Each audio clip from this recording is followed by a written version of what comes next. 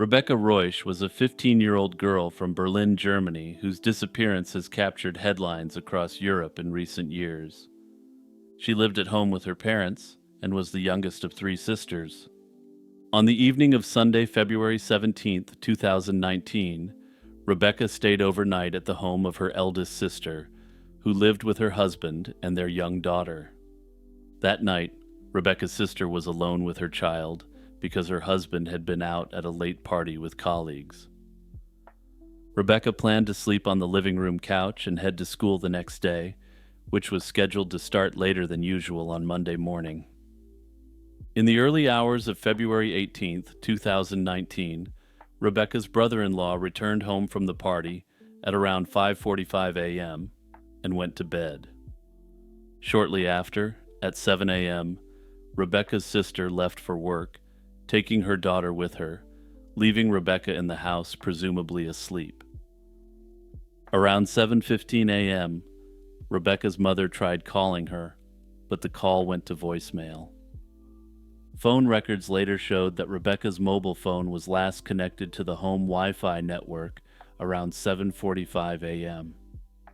At some point between 7 a.m. and 7:45 a.m. that morning, Rebecca used the Snapchat app to send a photo to a friend. The friend opened that message at 8:15 a.m., seeing Rebecca standing in a hallway wearing a jacket. This Snapchat communication is the last known time anyone heard from Rebecca.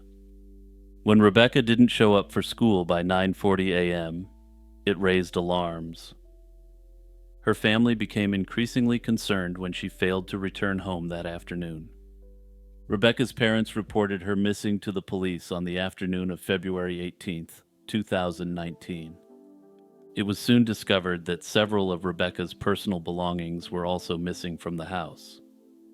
These included the clothing she had been wearing in the Snapchat photo that morning, her school backpack, a pink handbag, her purse, her mobile phone, and a pink Fujifilm instant camera.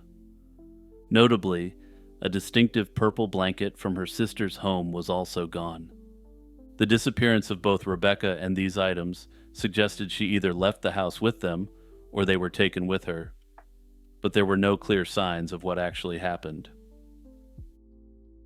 In the first days after Rebecca was reported missing, Berlin authorities treated it as a high-risk missing person case. Given the troubling circumstances, the case was quickly escalated.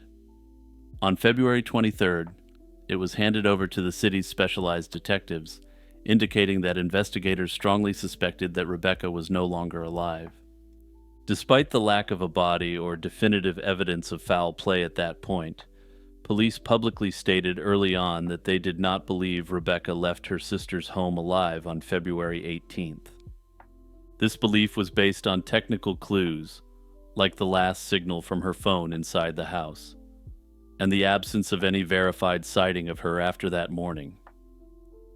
As detectives gathered information, suspicion began to focus on Rebecca's 27-year-old brother-in-law, the last adult known to have seen her. On February 28th, 2019, 10 days after Rebecca disappeared, police arrested the brother-in-law for questioning on suspicion of involvement in her disappearance. Investigators noted inconsistencies in his account and evidence that seemed to contradict his initial statements.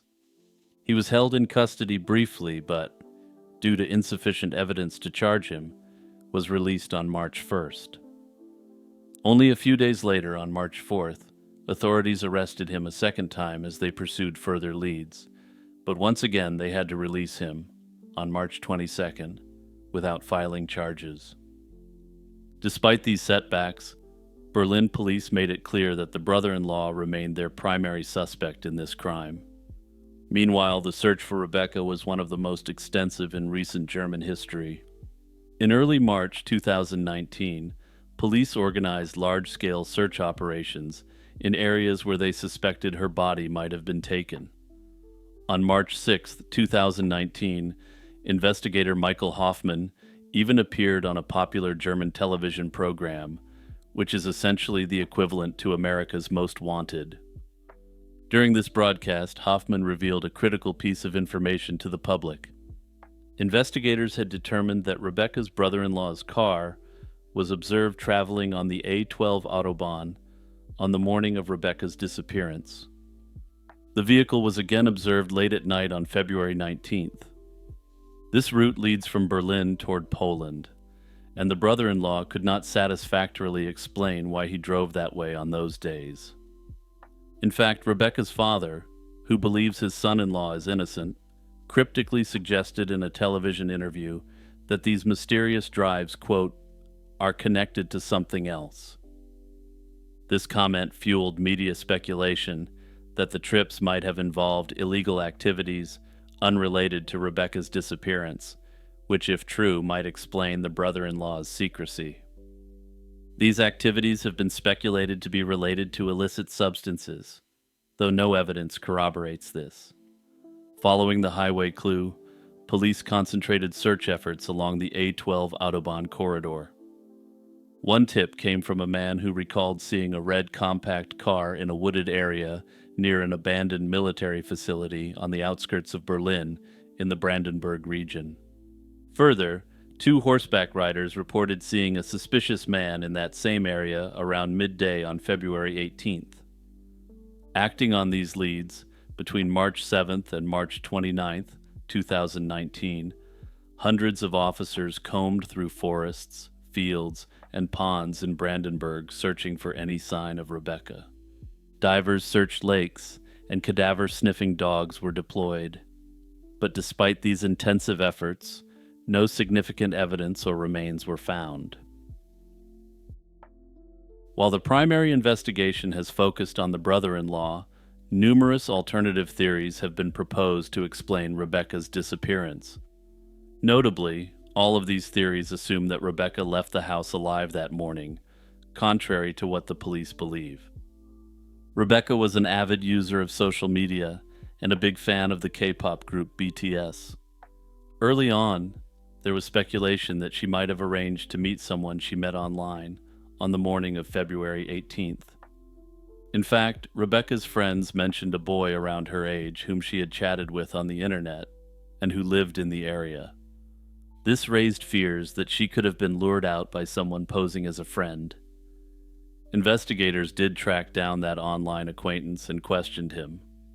They ultimately ruled him out as a suspect after confirming his alibi and finding no evidence of his involvement. Rebecca's enthusiasm for BTS also gave rise to a theory that she might have snuck out that morning to meet up with fellow fans.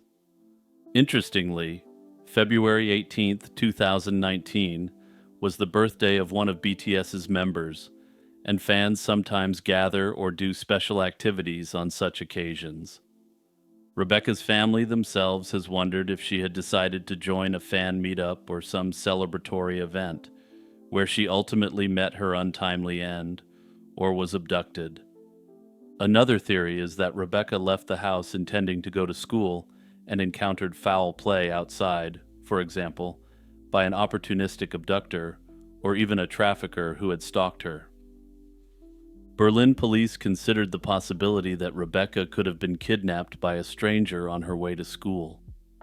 However, since she would have disappeared in a residential area in broad daylight, the authorities believe there would have been some video evidence of this. Nonetheless, cases of trafficking or random abductions have occurred, and some have speculated Rebecca might have been forced into a vehicle by someone she didn't know. All that said, without any sightings, evidence, or ransom demands, this theory has remained in the realm of speculation. More than 6 years have passed since Rebecca Reusch went missing, and the investigation is still active. In 2020, German authorities sent a request to Google's data center in Dublin for any account information linked to Rebecca and her brother-in-law. This was an attempt to get location history, search queries, cloud-stored photos, or any digital footprint that might have been recorded around the time of the disappearance. Google complied, and by early 2021, a raw data trove was turned over to the investigators for forensic analysis. It took substantial time to analyze this trove of information, but by 2023, some results of that analysis were made public. Investigators revealed that data from the brother-in-law's Google account corroborated certain suspicious details. For instance, it helped confirm the timing of his drives on the Autobahn and revealed searches during the critical window when he said he was asleep. These findings, while not a smoking gun, gave police renewed reason to keep him in focus. Additionally, in April 2023, 4 years after Rebecca's disappearance, police conducted a fresh search of the brother-in-law's home. The results of this search haven't been publicly revealed, though given the passage of time, it's been suggested that nothing material was discovered in this search. Hey everyone, it's Jimmy here with a quick reminder for you to share this video with 2 of your friends. Also, big shout out to everyone who supports my channel on Patreon and through YouTube memberships. Charles McCullough was a 19-year-old aspiring professional photographer from Virginia who set out in 1974 on an ambitious cross-country trip. His goal was to visit national parks and capture wilderness landscapes through his lens, reflecting his dedication to photography and adventure. Friends and family described him as responsible. He kept in regular contact during his travels and provided itineraries for his planned excursions. By January 1975, McCullough had made his way to Eugene, Oregon, where he stayed with a friend while planning a short winter trip to Crater Lake National Park. On January 29, 1975, Charles departed from his friend's apartment in Eugene and headed toward Crater Lake.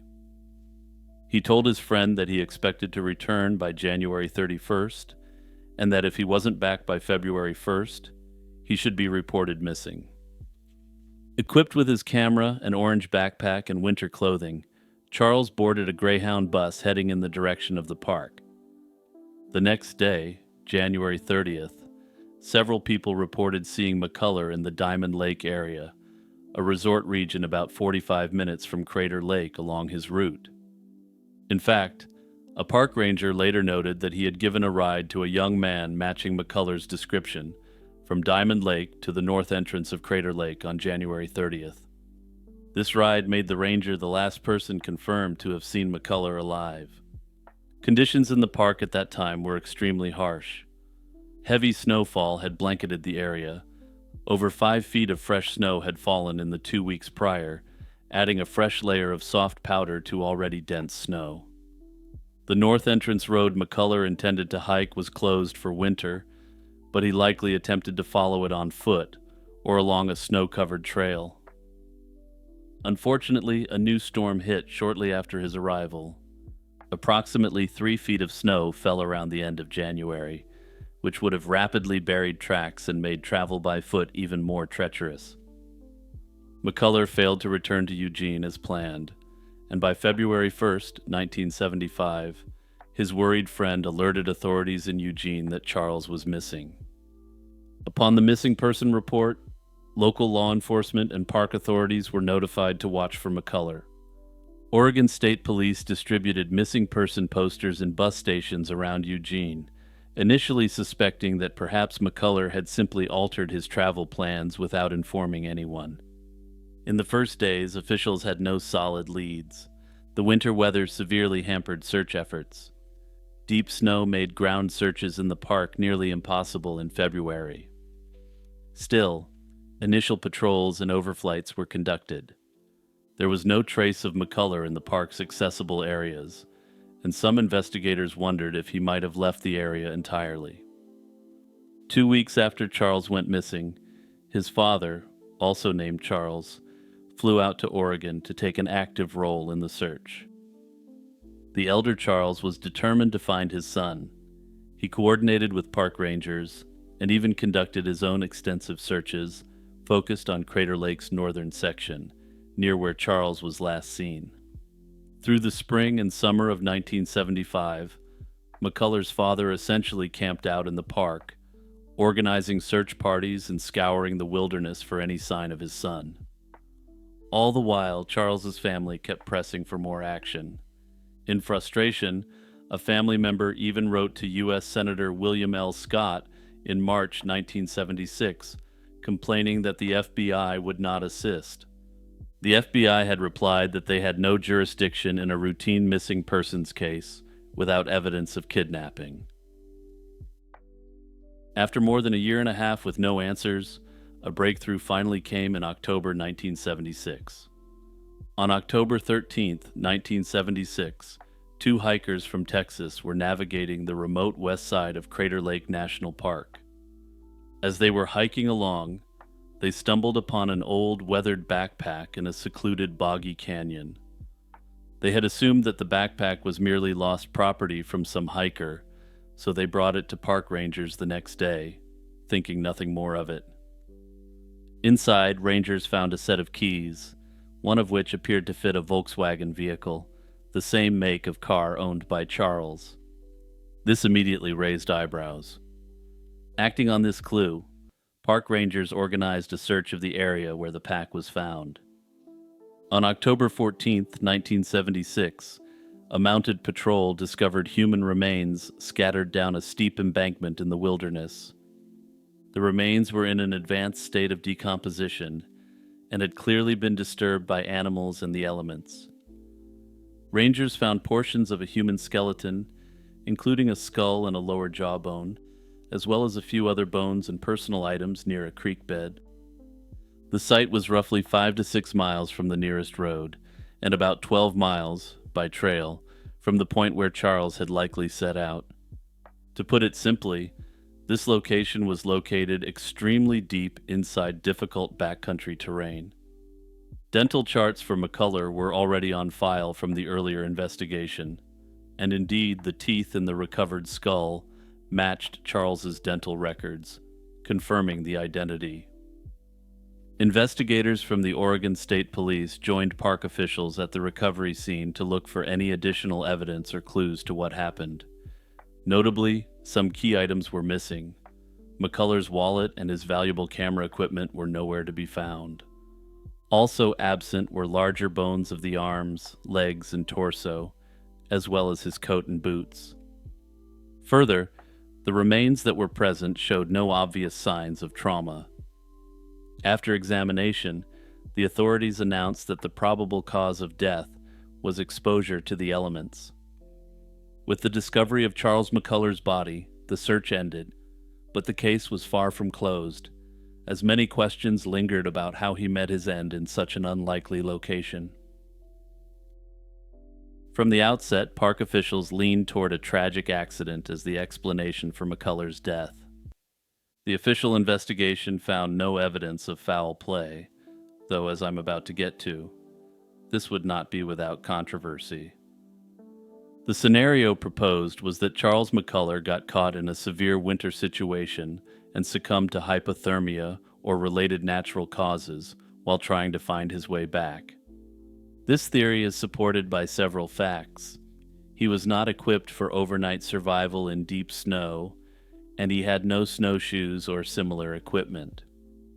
Under such conditions, it would have been easy for a lone hiker to become exhausted, disoriented, and overwhelmed by exposure.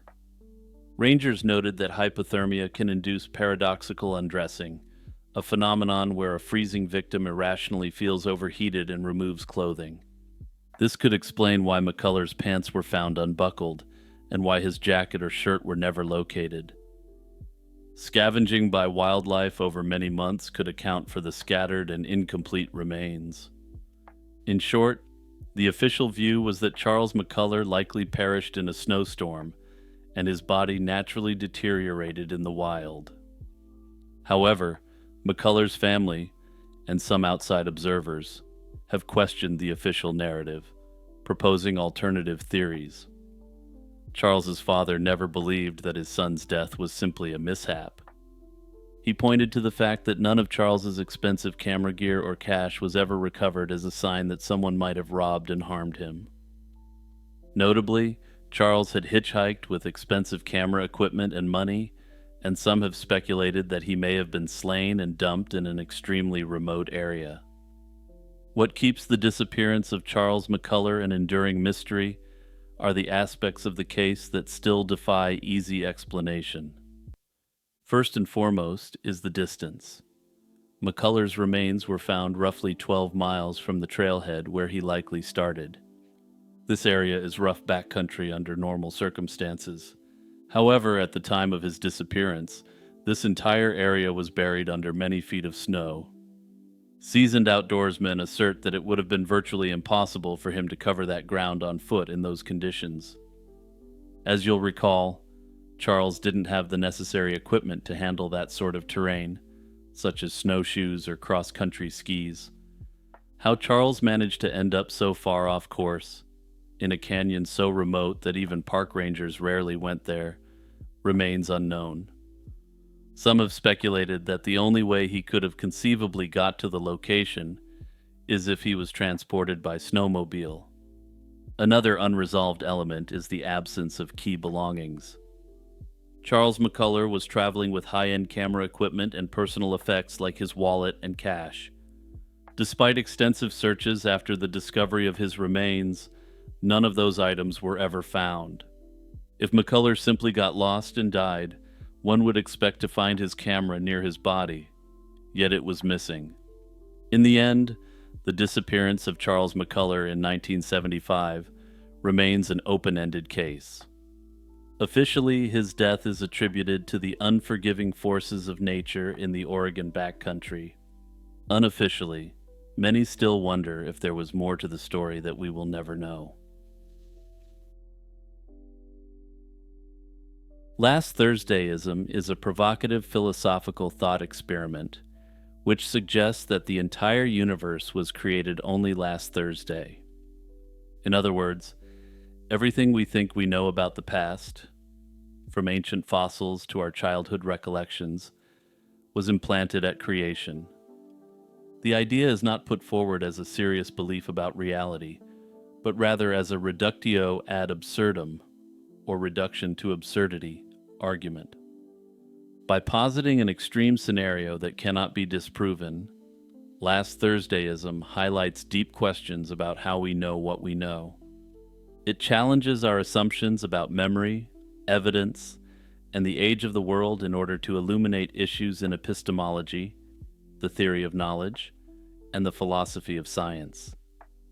At its core, Last Thursdayism is the proposition that the universe began last Thursday, or any arbitrarily recent date, with the appearance of a long history.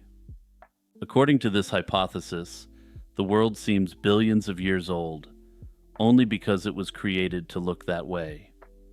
All evidence of history, dinosaur fossils and rock strata, light from distant galaxies, even the memories in our brains, was put in place at the moment of creation. For example, if you distinctly remember graduating school years ago, that memory itself, and any photographs of the event, would simply be part of the world's initial conditions. No event prior to last Thursday actually happened. The world just came with records and traces of a non-existent past. Crucially, any conceivable evidence you might offer to disprove last Thursdayism can be explained away by the claim that the evidence itself was fabricated at creation. If you point to an old historical document or a geological feature as proof that the world predates last Thursday, the last Thursdayist replies that those too were created last Thursday. In this way, last Thursdayism is an unfalsifiable hypothesis, as there's no possible observation that could prove it wrong. This absurd conclusion is precisely the point. Last Thursdayism is designed to illustrate the problem of unfalsifiable beliefs. Last Thursdayism didn't emerge in a vacuum. It has intellectual roots in earlier philosophical debates about creation and skepticism. One key predecessor is the omphalos hypothesis of the 19th century. Omphalos was the title of an 1857 book by naturalist Philip Henry Goss, in which he tried to resolve the conflict between geological evidence and a literal biblical creation timeline. He argued that if God created the world recently, thousands of years ago, he would have needed to make it functional from the start. For instance, complete with mountains, canyons, tree rings, and even human beings bearing signs of a past that never actually happened. For instance, He suggested Adam and Eve were created with belly buttons and trees with growth rings, despite not having grown naturally. In this view, fossils of creatures that never lived, and light already on its way from distant stars, could have been placed in the world to make it look old. The Omphalos hypothesis thus claimed that no scientific evidence about Earth's age can be trusted because a creator might have built false history into nature. The idea was widely rejected, not only by scientists for being unscientific, but also by theologians who felt it made God a deceiver. From a theological perspective, the Omphalos hypothesis essentially accused the creator of planting fake evidence of a past that did not occur, to trick people for reasons unknown. The modern term Last Thursdayism itself appears to have originated in the late 20th century as an internet-age parody of this earlier discredited theory. By the 1990s, commentators and humorists had begun referring to the world created last Thursday idea in discussions of creationism online. The idea is often invoked in discussions of epistemology because it confronts us with the question, how do we know that the world wasn't created last Thursday? On the face of it, this question seems absurd, but attempting to answer it reveals how much we take for granted about memory and evidence. In ordinary life, we trust our memories of yesterday or last year. We also trust public records, history books, photographs, and physical artifacts as evidence of the past. The Last Thursday scenario urges us to examine why we extend our trust in this way. If all our experiences could have been preloaded into us at creation, is there any rational basis to say the world wasn't created last Thursday? The unsettling truth is that strictly from a logical or empirical standpoint, we cannot prove it wasn't. Any experiment or observation we conduct today will yield results consistent with both hypotheses. Either the universe is truly ancient, or it was made last Thursday with every detail designed to look ancient. As many commentators have put it, a universe created last Thursday with full historical records would be indistinguishable from a genuinely old universe. This indistinguishability is what philosophers call a skeptical hypothesis. This is a scenario that, while far-fetched, cannot be ruled out by available evidence, thereby challenging our claims to knowledge. The concept also illustrates the idea of falsifiability, famously emphasized by the well-known philosopher of science Karl Popper. A theory is scientifically meaningful, Popper argued, only if it is falsifiable, that is, only if we can imagine some observable test that could prove it wrong. Last Thursdayism blatantly fails this test. It is constructed so that no possible observation could ever count against it. It doesn't predict or forbid any particular outcome. Whatever we see in the world, no matter how seemingly ancient, fits the story that it was created that way. In this sense, Last Thursdayism is unscientific. Not necessarily false, but not a hypothesis that can ever be confirmed or refuted by empirical inquiry.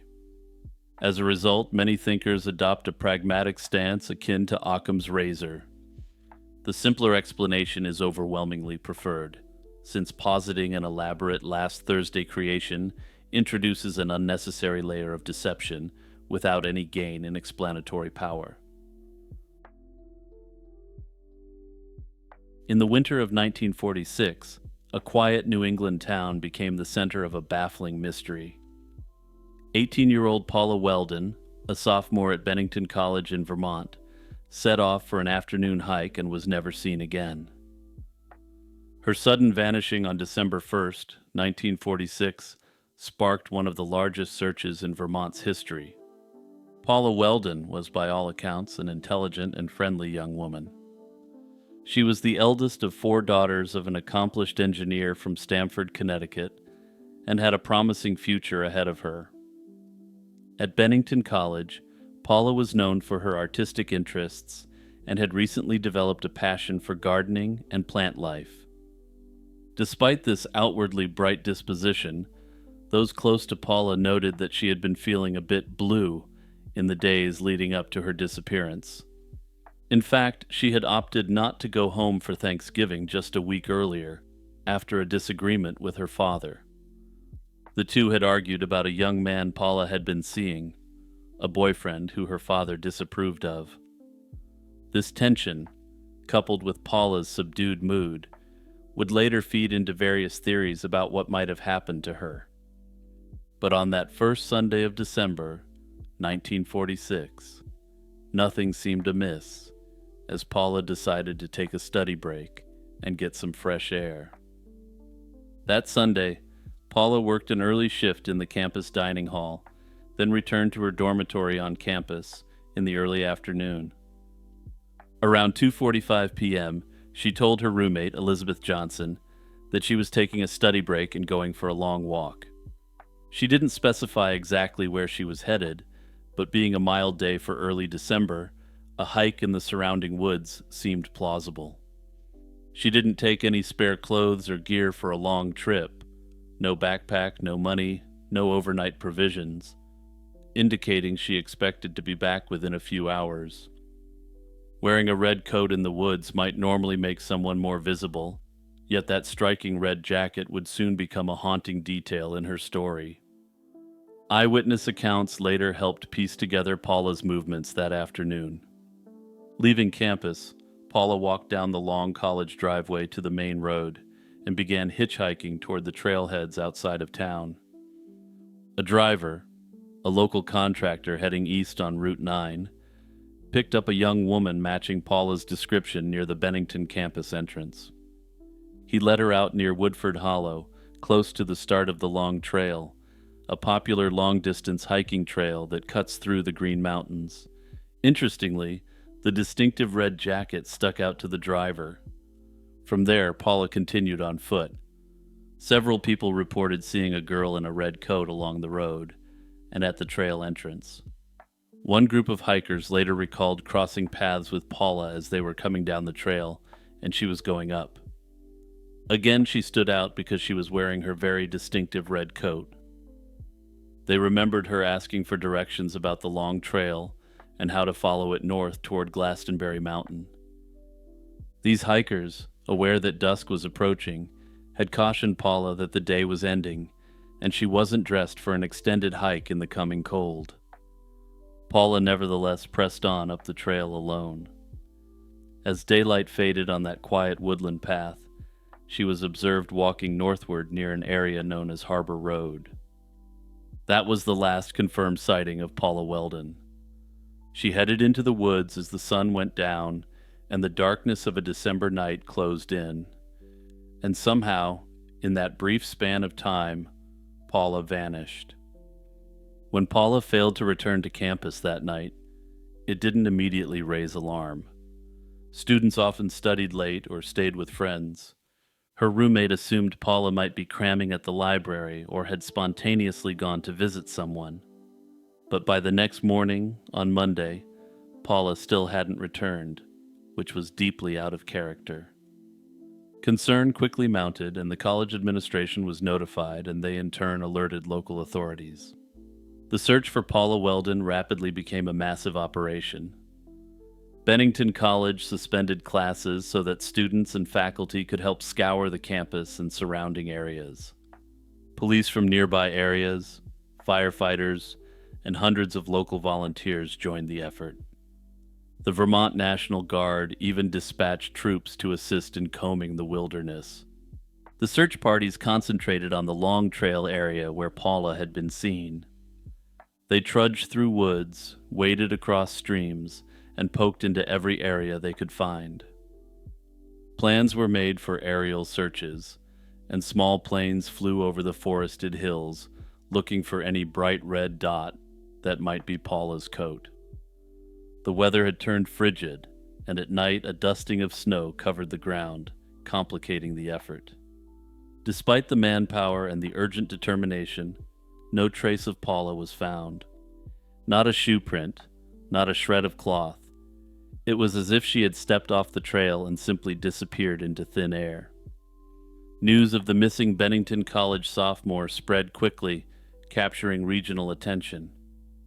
The Bennington Banner newspaper printed Paula's photograph, which helped jog the memories of witnesses who came forward to say they had seen her on Sunday. Tips and alleged sightings started pouring in from all over New England. People in Vermont, New York, and Massachusetts reported catching glimpses of young women who resembled Paula. At one point, a waitress in Fall River, Massachusetts claimed she had served an upset-looking girl fitting Paula's description the day after the disappearance. For Paula's anxious father, this tip offered a glimmer of hope. He personally traveled to Fall River to investigate. Unfortunately, that lead, like so many others, turned out to lead nowhere. Not long after, a train conductor in South Carolina reported a sighting of a woman who could have been Paula on board his train, but this too led nowhere. Days turned into weeks, and the promising leads dwindled one by one, each dead end deepening the mystery. As the field searches failed to produce results, the investigation shifted into other gears. Recognizing that Vermont at the time lacked a dedicated state police force, Paula's father, William Weldon, grew frustrated with the local sheriff's efforts. He openly criticized the lack of organization and resources. Indeed, it later emerged that in the critical first days of the search, the local sheriffs hadn't even kept proper written records of the investigation. This was a shocking lapse that could have allowed important clues to slip away. Desperate for more expertise, Paula's father used his influence to persuade the Vermont governor to request outside help. Law enforcement officers from New York, Massachusetts, and Paula's home state of Connecticut arrived to assist. The FBI was also consulted due to the possibility that Paula could have been kidnapped and taken across state lines, though no evidence of that ever surfaced. With bolstered ranks, investigators started re-interviewing everyone who had been near the long trail that day. They knocked on doors of every house along the route Paula was known to have taken. One name soon emerged as a possible lead: Fred Gaudette, a local lumberjack who lived in a cabin along Harbor Road near the trail. Gaudette was reportedly one of the last people who might have crossed paths with Paula. On that Sunday, he had been at his cabin in the midst of a heated argument with his girlfriend. In a rage, Gaudette stormed out of the house around the same time Paula would have been passing by. Initially, he told police he went straight to his shack and spent the evening alone. At other times, he claimed he had driven up the trail in his truck after their argument. These conflicting accounts made detectives suspicious that he might be hiding something. In fact, over the ensuing weeks and even years, he would change his story multiple times. On one occasion, he even boasted drunkenly to acquaintances that he knew where Paula's body was buried. However, when pressed by police in later interviews, Gaudette recanted and said he made it up for attention. Investigators found no hard evidence linking the lumberjack to Paula's disappearance. No body, no sign of a struggle. Nothing. Without evidence of a crime, Gaudette remained only a person of interest and never was formally charged. His involvement, if any, remains an unsettled question, but many who have studied the case continue to view him with suspicion given his inconsistent statements. With no breakthroughs in the case, the ground search eventually wound down after several weeks.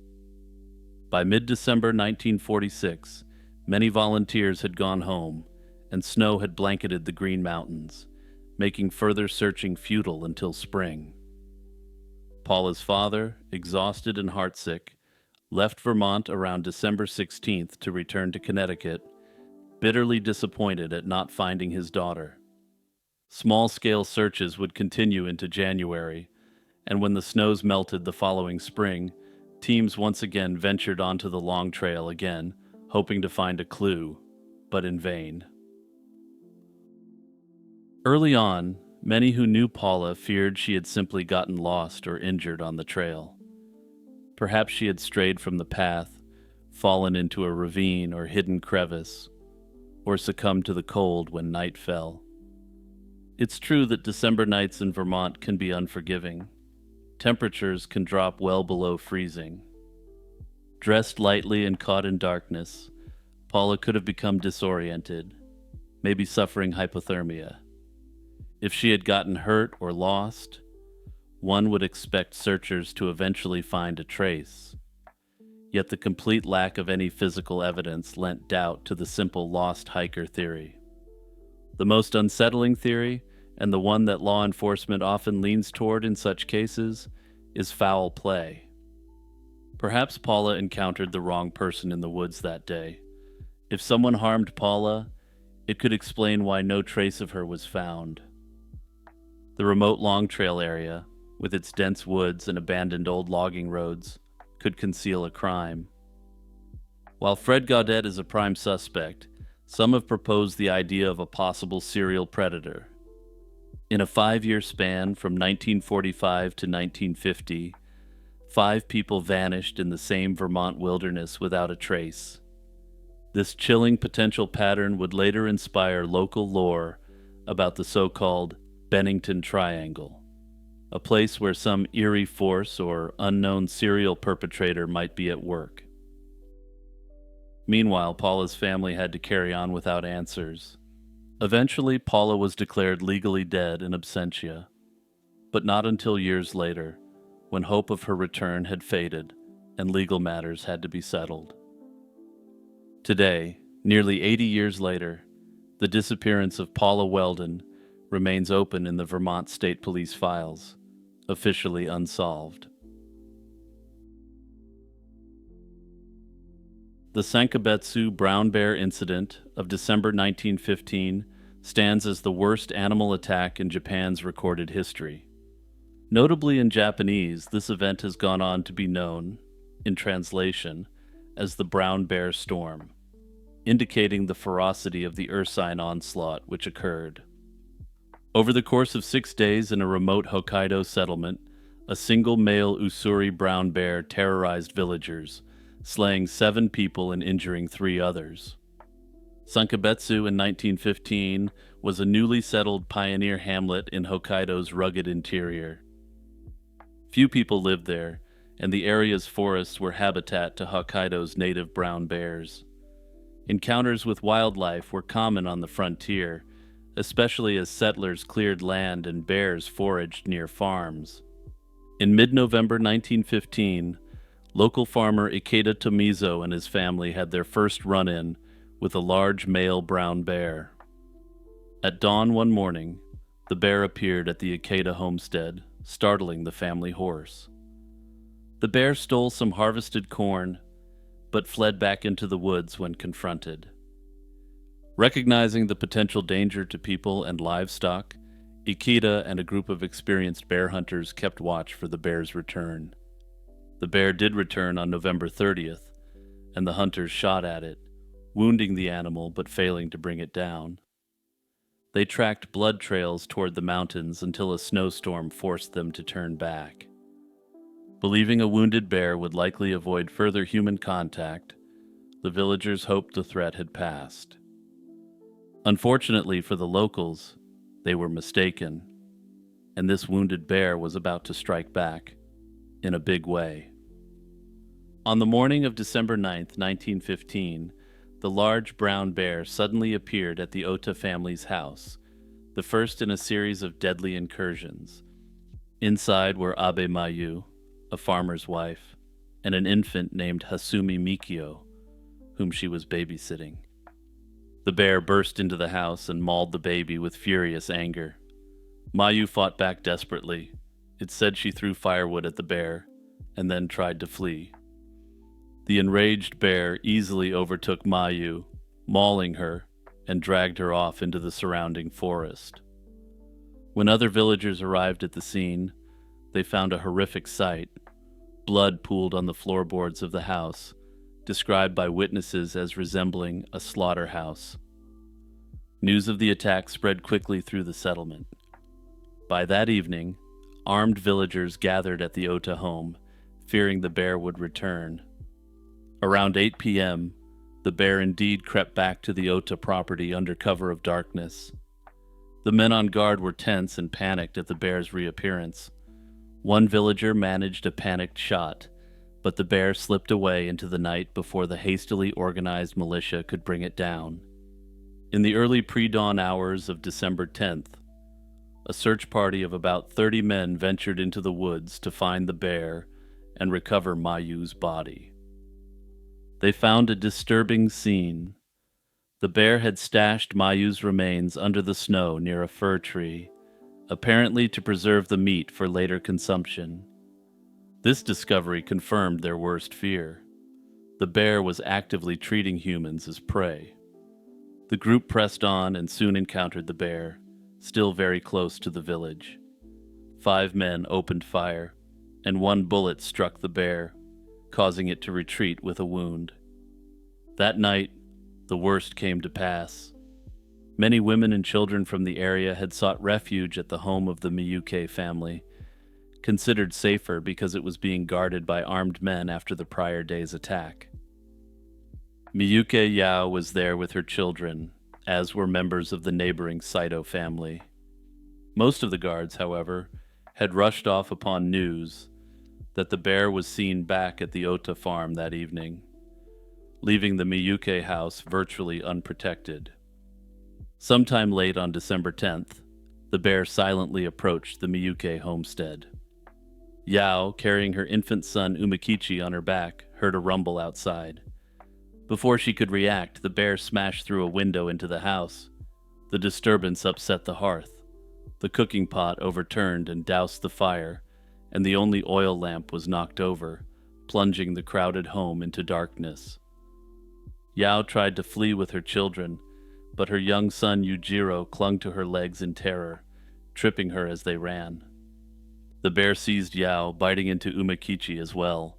One guard, Odo, had remained near the Miyuke house. He bravely intervened, drawing the bear's attention. The bear dropped Yao and her baby to attack Odo, clawing his back as he tried to hide behind furniture. Yao managed to gather some of her children and escape into the night, despite serious head wounds. Inside the house, the enraged bear then turned to the other occupants. The animal mauled 3-year-old Miyuke Kinzo and 6-year-old Saito Haruyoshi, ending them both. It also bit another child, Saito Iwao, severely injuring him. Next, the bear set upon Take Saito, a woman who was 8 months pregnant.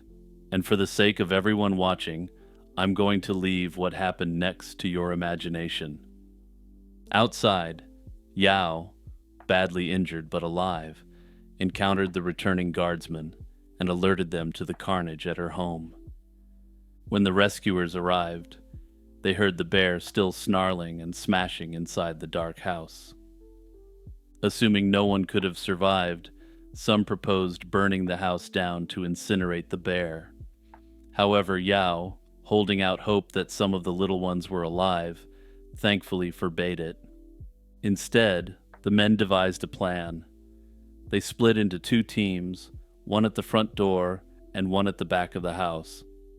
The rear team created a diversion of noise, shouting and rattling weapons, to flush the bear out the front. As expected, the bear burst out the front door. But in the confusion, one guard's rifle misfired, and others hesitated for fear of hitting their comrades. Amid the chaos, the bear barreled past the line of men and vanished once more into the forest. Entering the house by torchlight, the villagers beheld a scene of utter horror. In 2 nights, 6 people had been ended, and several others gravely wounded. The survivors and other townsfolk, fearing the bear's return yet again, gathered at the local school for shelter. At this point, many of Sankabetsu's residents were convinced they were dealing with a demon bear, not a normal animal, given its relentlessness, brutality, and level of cunning. By December 11th, news of the incident had reached authorities.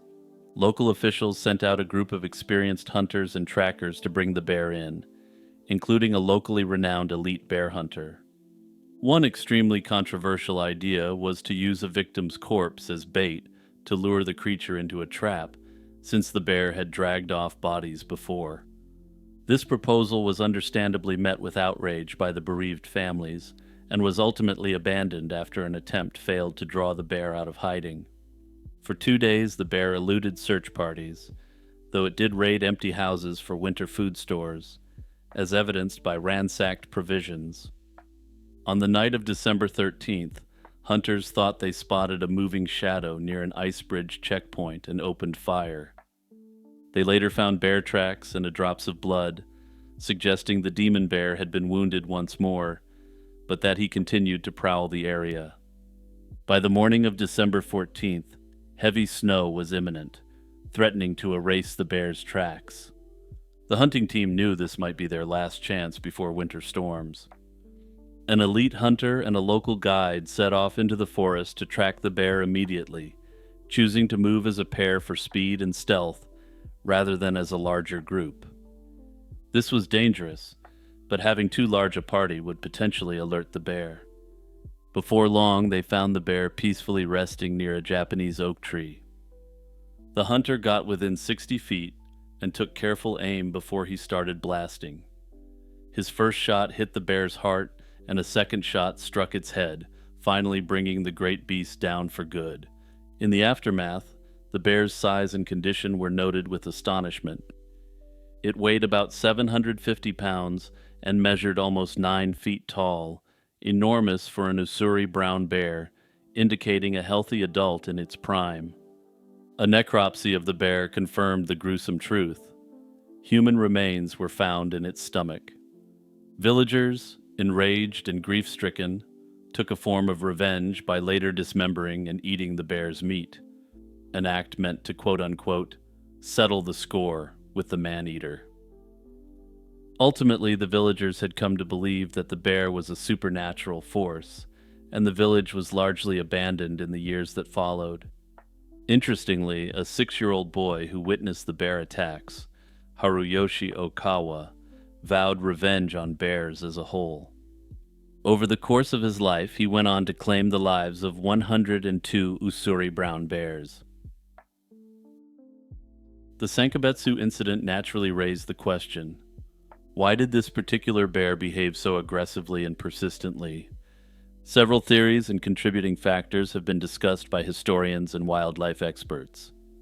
Many believe the bear woke up from hibernation early due to hunger. An underfed bear emerging in early winter would be exceptionally ravenous and prone to bold attacks. Indeed, the initial encounters in November 1915 suggest the animal was scrounging for food, raiding corn stores, when most bears should have been denned for the winter. However, others have pointed out that the bear weighed 750 pounds, indicating that the animal wasn't as underfed as some would like to claim. While hunger may have set the stage, human actions likely exacerbated the bear's aggression. Notably, the bear did not harm any people during its first appearances. It fled after stealing corn, until it was shot and wounded by villagers on November 30th. Another factor is that the bear was an exceptionally large male in the prime of life, which likely contributed to its confidence in taking on humans. Ussuri brown bears are among the largest brown bear subspecies and are nearly comparable to North American grizzlies in size and strength. Another factor was the recent encroachment by humans into the area at the time. In a somewhat bizarre turn of events, today the site is home to the Sankabetsu Brown Bear Incident Reconstruction Site. Tourists can come visit the area and see giant statues and reconstructions of the bear terrorizing the villagers.